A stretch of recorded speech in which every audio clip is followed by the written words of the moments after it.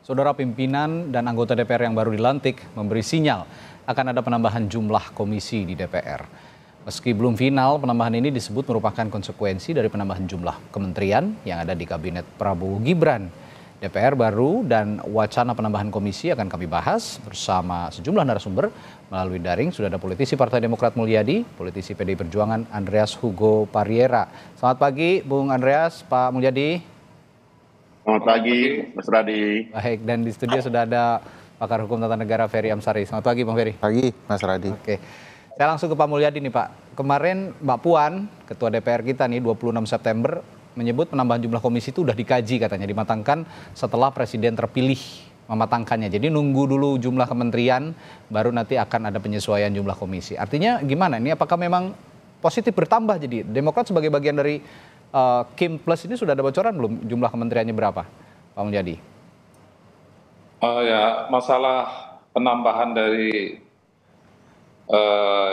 jumlah komisi memang ini kan masih merupakan sebuah wacana ya. Oke. Saya rasa semua anggota DPR mungkin sebagian besar sudah mendengar. Tetapi kan ini kan perlu kita cermati betul. Karena kita belum tahu persis seperti apa portofolio dan jumlah kementerian yang akan diumumkan oleh Presiden nanti. Oke. Maka dari itu, menurut hemat saya, kalau kita belajar dari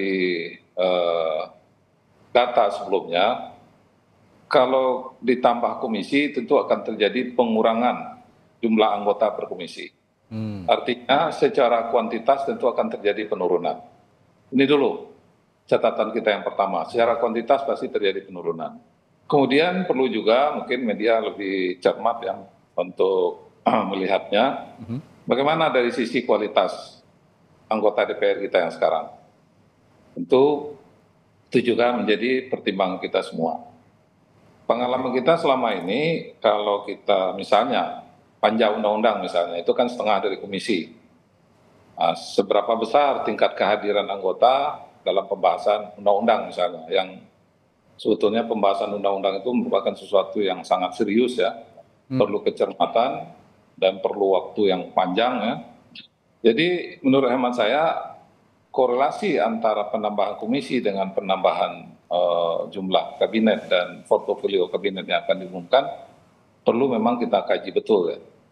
Itu kita tidak perlu terburu-buru menyimpulkan, walaupun wacana itu mungkin sudah dibicarakan di tingkat pimpinan, baik itu pimpinan DPR maupun pimpinan fraksi. Tapi setelah nanti diumumkan, apakah beban kerja DPR itu akan bertambah atau seperti apa? Kalau menurut hemat saya kan penambahan jumlah kementerian itu hanya merupakan sebuah strategi untuk mencapai sebuah tujuan dari pemerintahan mendatang. Oke. Sebuah strategi saja, bukan berarti menambah beban kerja baru kepada DPR. Masalah pengelompokan dan lain sebagainya itu kan hanya sebuah cara kita dalam mencapai tujuan baik di eksekutif maupun di legislatif. Oke. Jadi silakan. Berarti kalau saya tangkap sementara ini pernyataan Anda Pak Mulyadi, Anda akan memberikan saran juga kepada anggota koalisi di Kim Plus begitu kira-kira, bahwa sebenarnya ya tidak perlu begitu penambahan komisi karena strategi penambahan jumlah kabinet ini hanya strategi untuk memeratakan atau mengefektifkan kinerja pemerintah, sehingga DPR juga tidak menjadi menambah beban kerja dengan adanya penambahan komisi, begitu Pak Mulyadi? Jadi begini, kalau saya sebetulnya saya tidak ingin terjebak kepada persoalan penambahan jumlah kabinet atau portofolio kabinet yang akan diumumkan nanti. Saya nggak mau terjebak dalam hal itu. Yang perlu kita cermati adalah beban kerja sebetulnya. Oke. Kan beban kerjanya pemerintah sebelumnya dengan beban kerja pemerintah yang akan datang, apakah ada penambahan yang cukup signifikan? Kalau itu ada penambahan yang cukup signifikan, mungkin perlu juga diimbangi oleh fungsi pengawasan kita di DPR RI. Mungkin itu dulu kita coba menganalisisnya secara cermat. Karena kita belum tahu nih, kita masih menunggu nih, mungkin pelantikan Presiden tanggal 20, mungkin saya dengar dalam waktu yang cepat Presiden terpilih akan mengumumkan struktur kabinet. Mungkin kita bisa bicara lebih detailnya kan nanti. Sekarang kita belum bisa Baik. melihatnya secara ini. Oke, Bung Andreas, ini meski belum pasti PDIP akan oposisi atau tidak, tapi kan sudah sudah ditetapkan lah ya dari PDI Perjuangan menduduki posisi Ketua DPR lagi. Saat ini Mbak Puan Maharani kembali duduk di kursi Ketua DPR. Tapi pertanyaan saya, sejauh mana PDI Perjuangan juga mengetahui soal penambahan komisi ini dan akan seperti apa pembahasannya ke depan dengan pimpinan DPR dari fraksi-fraksi yang lain? Ya, tentu DPR ya perlu mengantisipasi seperti yang sudah dikatakan juga oleh Mbak Puan sebagai Ketua DPR bahwa mempersiapkan itu dengan ya melakukan ya mengkaji itu gitu, mengkaji kemungkinan ada perubahan postur kabinet nanti gitu. Jadi tadi ya sudah disampaikan bahwa ya kalau misalnya jadi bertambah 1 atau 2 mungkin bisa istilahnya diselipkan menjadi mitra dari satu komisi. Tapi kalau banyak dalam arti yang seperti yang sekarang ya 10 kalau katanya sih ya, artinya yang kita dengar karena ini wilayah dari eksekutif, wilayah dari presiden. Kalau bertambah 10, saya kira memang harus diperhitungkan dengan mitra di DPR gitu. Ya. Karena memang kalau lihat dari sekarang ya, kondisi yang sekarang dengan mitra di DPR, artinya tiap komisi itu bermitra dengan minimal ya 4 sampai 4-5 mitra di pemerintahan, bahkan ada yang lebih. Saya kira dulu di Komisi 1 itu mitranya sampai kurang lebih 10 mitra, bahkan lebih dari 10 dari kementerian dan lembaga negara, lembaga negara yang menggunakan anggaran atau menggunakan APBN. Nah, sehingga dengan demikian DPR itu melaksanakan fungsi pengawasan, fungsi budgeting, dan fungsi legislasinya gitu. Oke. Nah, oleh karena itu memang ya ini tergantung bagaimana perkembangan ke depan setelah pembentukan kabinet gitu.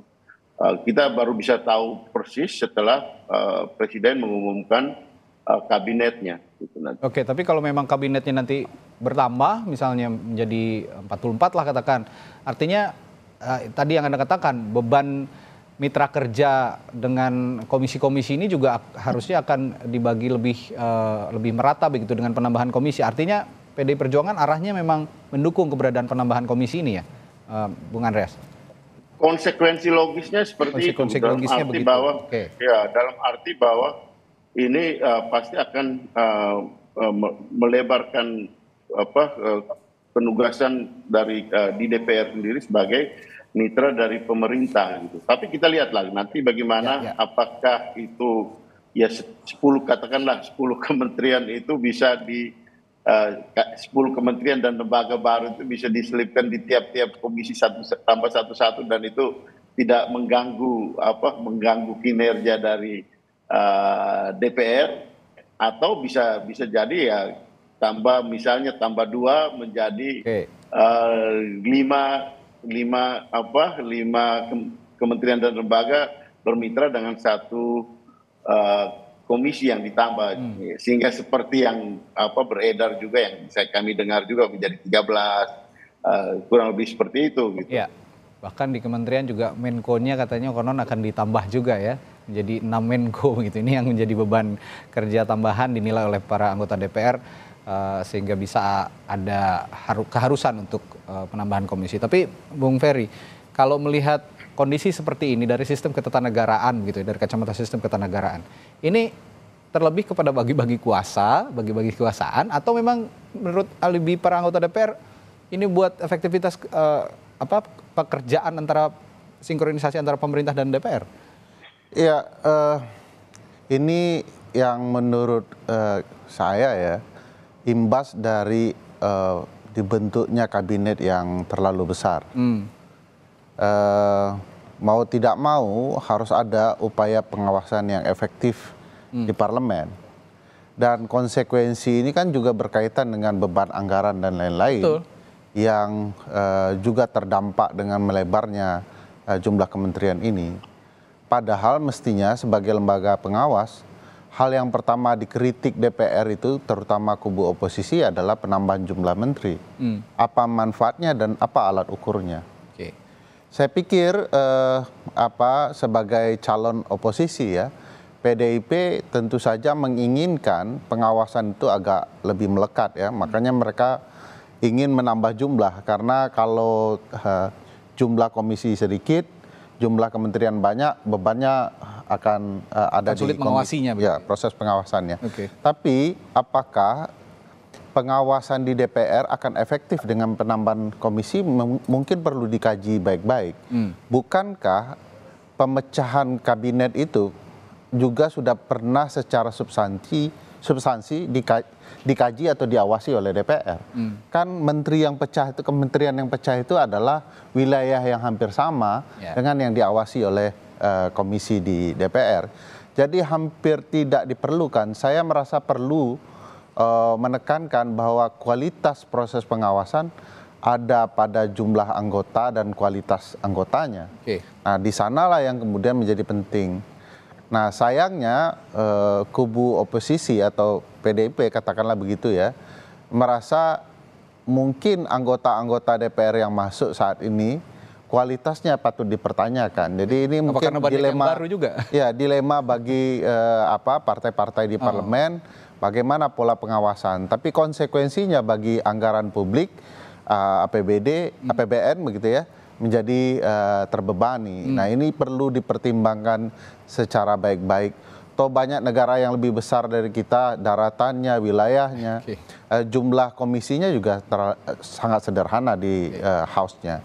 Oh, berarti ini Anda menekankan soal kualitas anggota dewannya, bukan semata-mata pengawasan itu diejawantahkan dengan penambahan komisi. Ya, kalau disebar jumlah anggota, bertambah jumlah komisi, tapi kualitasnya juga tidak maksimal untuk mengawasi, pertanyaannya untuk apa komisi itu ditambah? Kan ada juga ya tunjangan ketua fraksi, gajinya dan segala fasilitasnya agak beda dengan anggota biasa. Betul, pimpinan komisi juga akan berbeda. Akan berbeda. Selain penambahan anggaran, postur anggaran APBN untuk jumlah kementerian yang bertambah, tentu saja untuk menambah komisi akan ada juga penambahan jumlah anggaran tentunya. Tapi kalau saya soroti tadi Anda mengatakan soal kualitas anggota dewan ini, saya juga agak tertarik sebelum membahas kembali penambahan komisi. Anda melihat komposisi DPR yang saat ini ada, kemarin setelah dilantik pada tanggal 1 kemarin, dengan komposisi begitu banyak juga wajah baru yang masuk di parlemen, bisakah mengimbangi kualitas anggota-anggota DPR yang sudah terlebih dulu masuk atau duduk di Senayan? Ya, sebenarnya penderitaan ini yang lebih paham kan Bang Andreas dan Pak Mulyadi, karena beliau kan sangat senior dan paham ruang parlemen itu. Nah, sekarang beliau-beliau ini bermitra dengan banyak anggota yang tidak hanya baru, juga sangat muda, juga jauh dari ruang politik selama ini. Banyak artis, banyak anak-anak muda, anak-anak anggota kabinet juga, parlemen juga rata-rata. Tetapi tentu kita bisa mempertanyakan kualitas mereka karena sebagian besar belum berpengalaman di internal partai politik. Akibatnya mungkin mereka belum maksimal merasakan pendidikan yang ada di partai. Dan itu tantangan dan musibah ini, quote and quote ya, sekali lagi harus dialami oleh senior-senior saya di parlemen, Bang Andreas dan Pak Mulyadi ini. Dan kita tahu problematika waktu orang-orang yang berpengalaman di partai banyak di parlemen adalah jumlah undang-undang yang dihasilkan masih rendah, ya. Tidak partisipatif dalam membuat undang-undang, ya. Dan itu akan selalu jadi tanda tanya apakah parlemen yang baru 2024-2029 akan jauh lebih baik dari anggota parlemen yang punya pengalaman panjang di tubuh partai dan di parlemen itu sendiri. Oke, ini selain menambah jumlah komisi dengan katanya alibinya tadi adalah penambahan beban pengawasan, tapi ada satu lagi beban yang harus diemban oleh Pak Mulyadi dan Bang Andreas seperti yang dibilang tadi oleh Bung Ferry adalah menjadi mentor bagi anggota-anggota parlemen yang baru duduk di parlemen. Ini tugas baru lagi. Pak Mulyadi siap untuk menjadi mentor anggota-anggota baru di parlemen ini, Pak Mulyadi? Ini kalau saya melihat kinerjanya parlemen ini, tadi saya katakan tidak lepas dari beberapa hal. Pertama adalah tentu tadi kualitas anggota DPR. Ya. Saya tentu yang lebih hafal tentu pengamat dengan media ya, yang bisa menginventarisasi ya latar belakang, pengalaman dan lain sebagainya. Itu satu, kualitas. Yang kedua, kuantitas. Makanya saya bilang tadi, kalau komisinya diperbanyak, berarti kan secara kuantitas per komisi berkurang. Ya. Nah itu jelas. Itu kita bandingkan dengan jumlah per komisi sekarang kan sekitar 55 lah, 50-an. Nanti kalau dibagi 13 mungkin menjadi 44 ya. Makanya tadi saya bilang, kalau nanti panja kan setengah dari komisi jumlahnya. Nah, kita tentu lihat data statistik selama ini, bagaimana. Saya 2 kali jadi pimpinan komisi dulu, tahu persis bagaimana kita dalam membuat undang-undang itu, kita selain perlu kualitas juga perlu juga kuantitas dari jumlah anggota DPR yang hadir. Terus tidak terlepas juga dari fungsi fraksi dan pimpinan DPR. Ini adalah satu kesatuan yang tidak terpisahkan. Jadi kinerja DPR itu kan adalah merupakan kinerja bersama, bukan satu partai, bukan satu fraksi, bukan pimpinan komisi, bukan juga hanya beberapa orang anggota. Maka dari itu saya lebih cenderung untuk menunggu dulu apa yang akan diumumkan oleh presiden terpilih. Karena saya melihat kalau masalah penambahan kabinet itu, kalau menurut saya itu, saya tetap berpendapat itu hanya sebuah strategi menata ulang focusing dari pemerintahan mendatang. Sebagai contoh misalnya, saya dengar misalnya, ini saya nggak tahu persis apa betul atau tidak. Misalnya PUPR, PU dipisah dengan PR, PU Pekerjaan Umum dengan Perumahan Rakyat. Itu menurut saya sangat tepat kalau misalnya itu dipisah. Karena memang PU dengan anggaran yang begitu besar, inline begitu.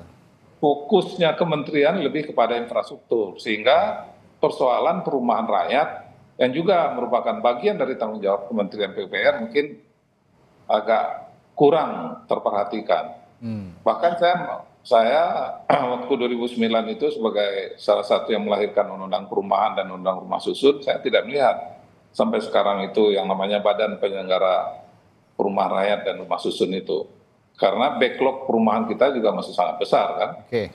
Itu juga kewajiban pengembang yang menyediakan 20% dari setiap yang dia bangun untuk masyarakat yang berpenghasilan rendah. Misalnya, ini sebagai contoh saja. Jadi penambahan portofolio kabinet itu menurut saya itu sesuatu strategi yang memang merupakan bagian yang harus dilakukan oleh pemerintah sekarang sehubungan dengan tantangan dari waktu ke waktu itu berbeda. Nah, menurut saya itu nggak ada masalah. Pak Prabowo menambah misalnya jadi 44, menjadi 40. Itu kan adalah cara pemerintahan untuk mencapai target yang sudah ditetapkan. Oke, Pak Mulyadi begini saja. Ya, tapi begini Pak Mulyadi, saya setuju dengan Bung Ferry bahwa topik kita pagi hari ini membahas ada atau tidaknya penambahan komisi. Tapi sebelum berangkat ke sana, saya setuju soal kualitas dan kapasitas anggota dewan juga ini.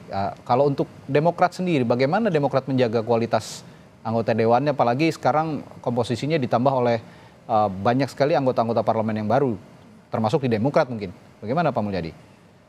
Ya, mungkin memang dengan berkurangnya jumlah anggota fraksi Partai Demokrat itu, ya dari sisi kuantitas kita memang berkurang ya, kita ada mengalami kerugian. Tapi dari sisi konsolidasi, tentu dengan kita berkurang itu tentu akan lebih mudah, akan lebih gampang ketua fraksi kita,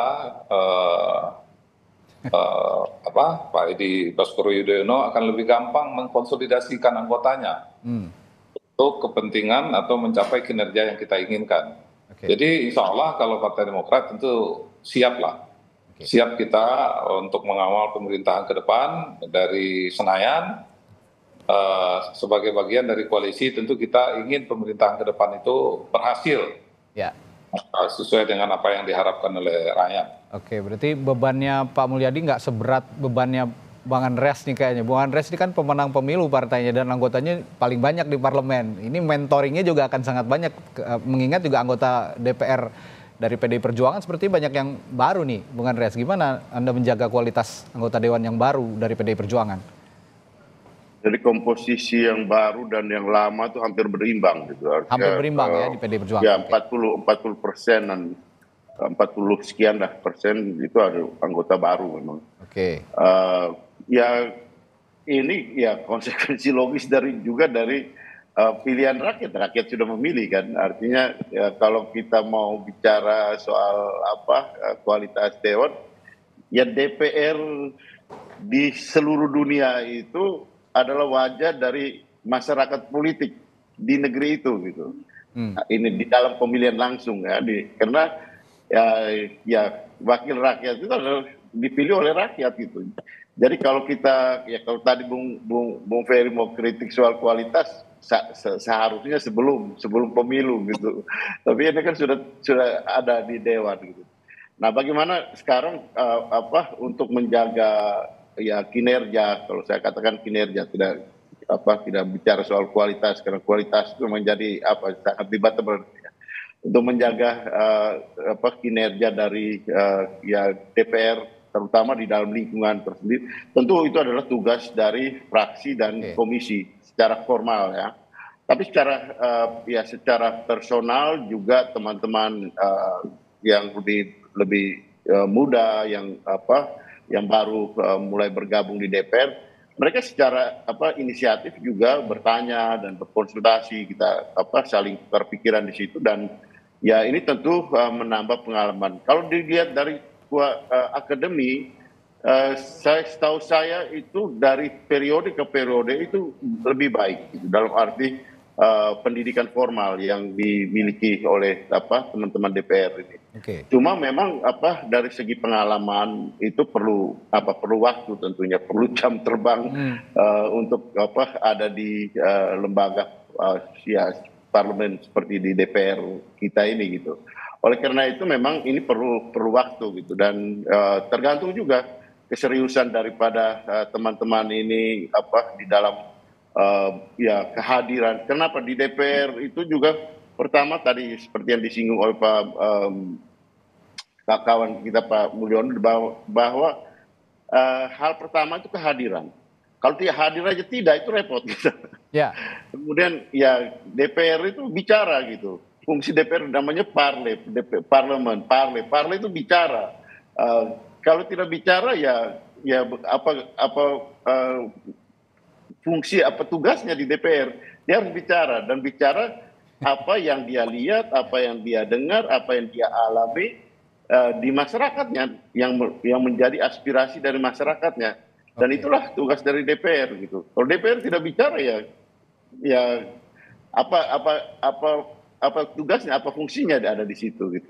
Nah, saya kira ini penting gitu. Ini penting untuk disampaikan ke teman-teman yang lebih junior lah di dalam tugas di DPR nanti. Tapi Bang Andreas, kembali ke topik kita soal penambahan komisi di DPR ini, tadi Bung Ferry juga mengatakan atau menyampaikan kritik, seharusnya PDI Perjuangan yang saat ini masih berada di luar pemerintahan lah ya, sejauh ini ya, boleh kita katakan oposisi, itu sebelum membahas soal komisi justru harusnya dikritik dulu soal penambahan jumlah kementerian. Ini saya akan tanyakan ini ke Anda nanti, apa kritisi PDI Perjuangan terkait wacana penambahan kementerian yang ada di kabinet Prabowo Gibran? Sesaat lagi di Sapa Indonesia Pagi, tetaplah bersama kami.